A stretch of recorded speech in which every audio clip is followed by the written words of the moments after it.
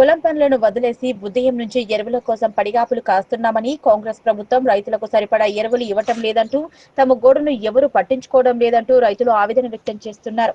సిద్దిపేట జిల్లా గజ్వేల్ పట్టణ కేంద్రంలోని ఎరువుల విక్రయ కేంద్రం వద్ద రైతులు మాట్లాడుతూ, గత 4 రోజుల నుంచి యూరియా కోసం పొలం పనులను వదిలేసి గజ్వేల్లోని ప్రాథమిక వ్యవసాయ సహకార సంఘం వద్ద ఎరువుల కేంద్రం వద్దకు తిరుగుతూ సిబ్బంది ఇబ్బంది పడుతున్నామని, ప్రభుత్వం సరిపడా ఎరువులు ఇవ్వకపోవడం లేదని ప్రభుత్వంపై మండిపడ్డారు. గత బీఆర్ఎస్ పాలన 10 ఏళ్ల పాలనలో ఎరువులకు ఎలాంటి కొరత లేకుండా కేసీఆర్ రైతులను రాజులా చూసుకున్నారని, కానీ ప్రస్తుతం రేవంత్ రెడ్డి సర్కార్ రైతు వ్యతిరేక పాలన కొనసాగిస్తుందన్నారు.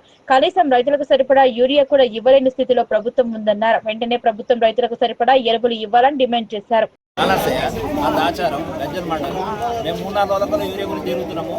బుక్లో సీరియల్ పెట్టాక కూడా మళ్ళీ తీసేస్తారు. మనిషి క్యాండిడేట్ కావాలంటే ఇప్పుడు మా భార్యని తీసుకొస్తే ఆమె ఇవ్వాలి కదా, అంటే ఇస్తలేడు. ఆమెను క్యాండిడేట్ కావాలంటారు. ఇప్పుడు బుక్ 2 ఇస్తుడు, ఎకరం లోపల ఉంటే 1 ఇస్తుడు. వేరే మండలాలకు కూడా వీటిని రాస్తారు. మరి ఏ ఊరికి ఆ ఊరికి రాసిస్తే ఆ లారీకి అక్కడనే రాసిస్తే మాకు సరిపోతాయి కదా. ఏ ఊళ్ళో ఆ ఊరికి లారీ పంపిస్తే మాకు సరిపోతుంది. ఇట్లా అన్ని ఊళ్ళలో ఇడికే తెప్పించి మండలం మొత్తం 30-36 ఊళ్ళు. ఈడ ఎంతమంది మంది ఇది కొట్లాడతాము, ఎంతమంది సీరియల్ పెడతాం. అవే ఎవరికి ఎవరికి లారీ పంపిస్తే అయిపోతాయి కదా. ఈ వాన పడ్డ వర్షానికి యూరియా అవసరం, మొక్కజొన్న కానీ యూరియా ఏది వరికి కానీ ఇదేమో షార్టేజ్ ఉన్నదండి. గవర్నమెంట్ చాలా నిర్లక్ష్యంగా పనిచేస్తుంది. గవర్నమెంట్ ఇది సమస్య లేదు, యూరియా గురించి సమస్యనే లేదు. ఇప్పుడు దీనికి లైన్ వచ్చి పొద్దున 6 గంటలకు వచ్చి లైన్లు లేబెట్టి ఉన్నప్పుడు యూరియా చాలా బాగుంటాయి.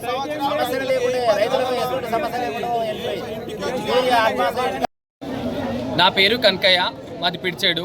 మా ఫాదర్కి బదులుగా నేను వచ్చిన. నిన్న కూడా వచ్చిన. నేను యాక్చువల్గా జాబ్ చేస్తాను. జాబ్కు లీవ్ పెట్టుకొని 2 డేస్ నుండి ఒక 2 బస్తాల యూరియా కోసము ప్రయత్నం చేస్తున్నా.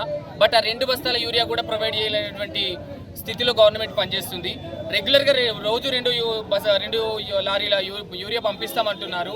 ఆ అధికారులు కూడా నిర్లక్ష్యంగా పనిచేస్తున్నారు. రెస్పెక్ట్ లేకుండా ఫార్మర్స్తో మాట్లాడుతున్నారు. టోకెన్ కూడా ఇష్యూ చేయలేక ఉన్నారు వాళ్ళు.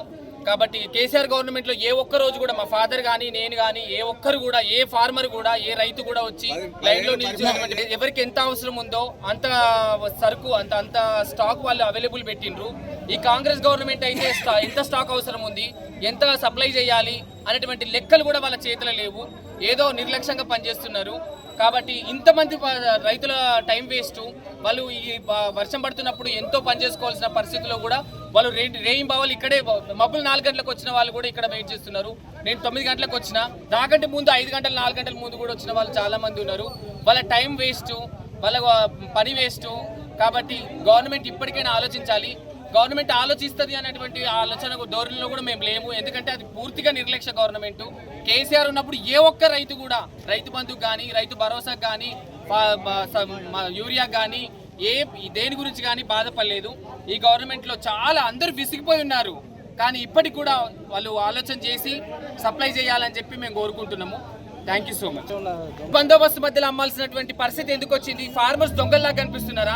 ఫార్మర్ రైతు దేశానికి వెన్నుముక అని చెప్తారు, కానీ దేశానికి వెన్నుముక కాదు, మమ్మల్ని దొంగల్లాగా చూస్తున్నారు.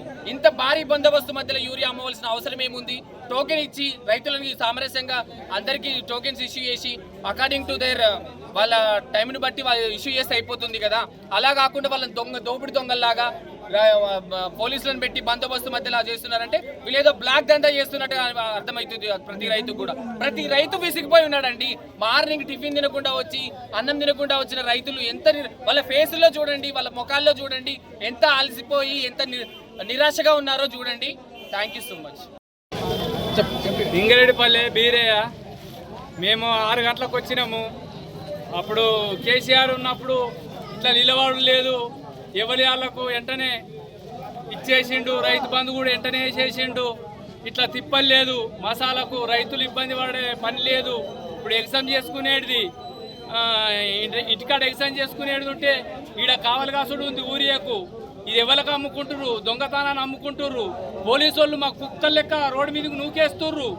మేము పైసలు ఇస్తలేమా? పుణ్యానికి ఇస్తురా? ఎందుకు మేము ఈడ ఉండి ఇంటికాడ పని చేసుకోకుండా ఈడ ఉండి పండుకోండు మాకు అవసరమా? పెళ్ళాం పిల్లలు ఇచ్చిపెట్టి మా భూములు బీడుచ్చుకోవన్నా? ఎందు గురించి మమ్మల్ని ఇట్లా నష్టం చేస్తుర్రు? బయటకు అమ్ముకుంటుర్రు. మసాలా అమ్ముకున్నట్లనే మమ్మల్ని కుక్కల లెక్క నూకేస్తుర్రు. మింటోళ్ళని తోలుకొచ్చి ఎందు గురించి ఏం అవసరము? మేము కేసీఆర్ ఉన్నప్పుడు మసాలా ఏడ దొరుకుతాడో దొరికింది, తీసుకుపోయినాము. మాకు ఉడికానికి ఇస్తలేరు కదా, డబ్బులు పెట్టి నిలబడితే నూకేస్తూ రోడ్డు మీదకి. ఏం అవసరం ఉంది? అవసరం లేని పని. ధన్యవాదాలు.